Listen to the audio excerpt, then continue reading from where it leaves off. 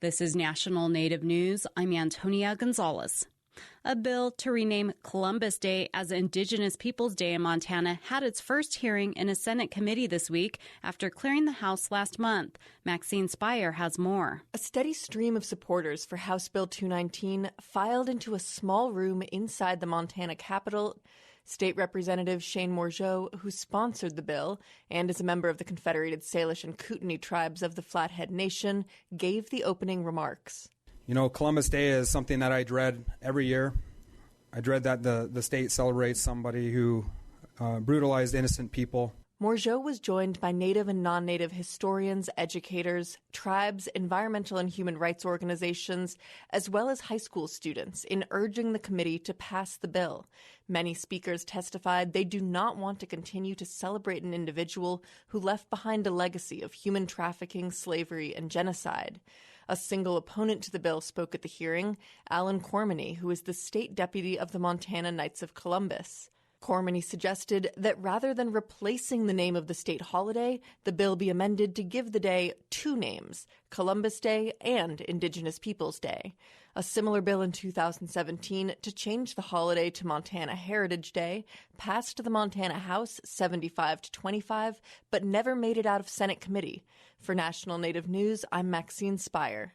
Tribal teams across the country are taking part in basketball tournaments. Several schools with strong Native American populations are working towards state championships this weekend, as South Dakota Public Broadcasting's Gary Ellenbolt reports.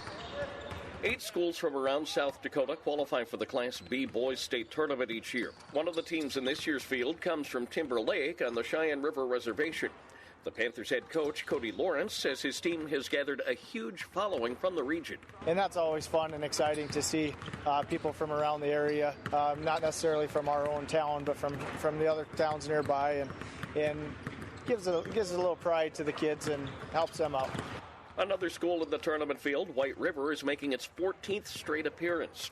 Much of the land around the community is Rosebud Sioux Trust land.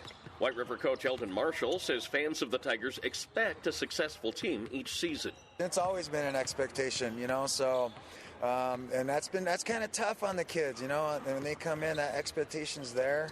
And, but the kids, over the years, they've just worked at it, fought through it, and it's hard to live up to those expectations because that's just, how it's been. So, but I know the excitement's there for the community and the school, and, everyone's excited, and I know the kids are excited to get out and compete. 2 tribal schools are also involved in South Dakota's Class A tournament. Pine Ridge represents the Oglala Sioux tribe in the boys' field, while Todd County from the Rosebud Reservation is involved in the girls' tournament. For National Native News, I'm Gary Ellenbolt. Washington Governor Jay Inslee signed a bill Thursday to improve voting rights for Native Americans, the Associated Press reports. The bill would allow tribal members to use tribal IDs for voter registration. Tribes could also request a voting box for their reservations. Tribal leaders, advocates, and the bill's sponsors say voting needs to be easier for tribal members. The state of Alaska will honor 5 Lake Tlingit code talkers next week by presenting their families Alaska flags. Flags are currently at half-staff in recognition of their service in World War II. The flag ceremony will follow recent recognition of the code talkers by the legislature. I'm Antonia Gonzalez.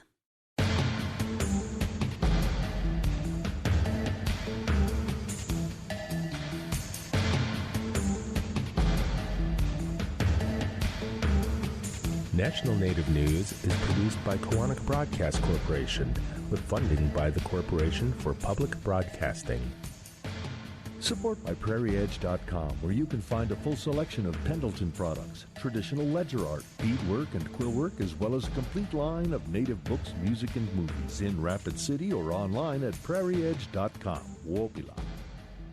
My day one. My day one. My day one. My day one. My day one. My day one. My day one. Day one. Telling inspiring stories of alcohol recovery. Recovery works. Hope starts here.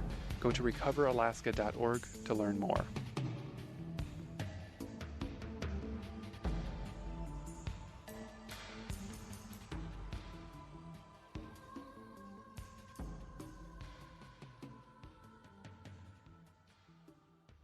Native Voice One, the Native American Radio Network.